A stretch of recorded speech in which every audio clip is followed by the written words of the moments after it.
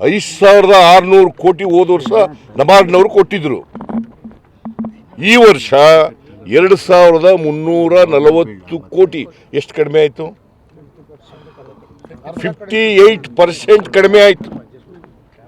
ಏನು ಮಾಡ್ತಾ ಇದ್ದಾರೆ ಇವರು ರಾಜ್ಯದ ಮಂತ್ರಿಯಾಗಿ? ಜೋಶಿ ಏನು ಮಾಡ್ತಾ ಇದ್ದರು? ಅದನ್ನೆಲ್ಲ ಹೇಳೋದಿಲ್ಲ ನೀವು. 58% ಕಡಿಮೆ ಆಯ್ತು ಈ ವರ್ಷ.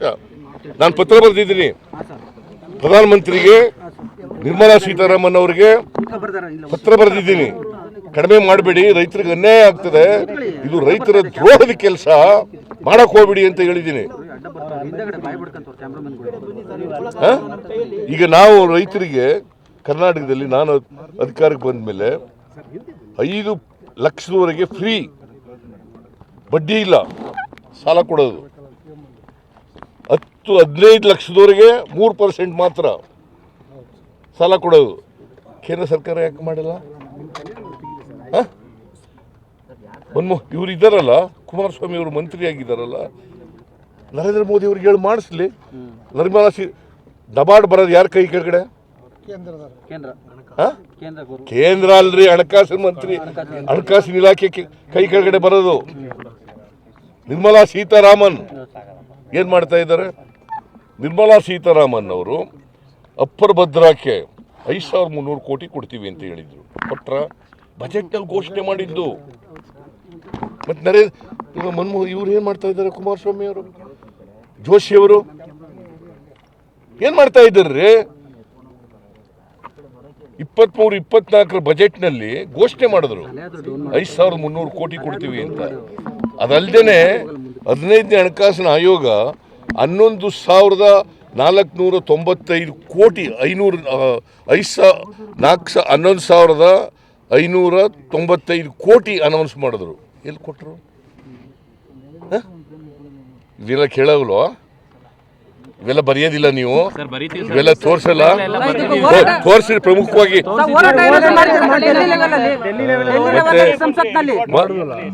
ಕುಮಾರಸ್ವಾಮಿ ಹೇಳಿದ್ರೆ ಕೇಳ್ತಾ ಇದ್ದೀವಿ ನೋಡ್ರಿ.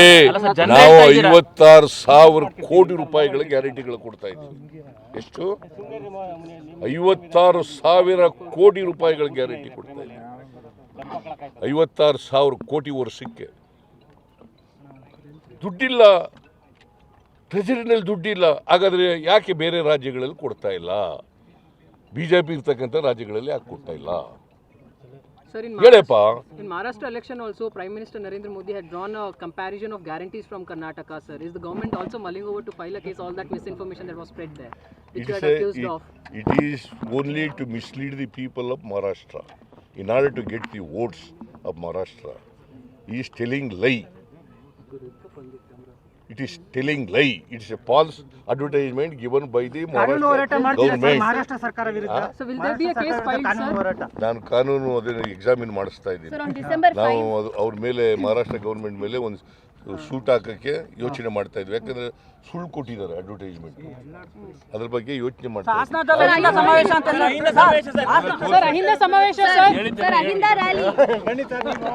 ಹೆಚ್ಚಿನ ವಿಡಿಯೋಗಳಿಗೆ ಪ್ರತಿಧ್ವನಿ ಯೂಟ್ಯೂಬ್ ಚಾನೆಲ್ ಸಬ್ಸ್ಕ್ರೈಬ್ ಮಾಡಿ, ಬೆಲ್ ಐಕಾನ್ ಕ್ಲಿಕ್ ಮಾಡಿ.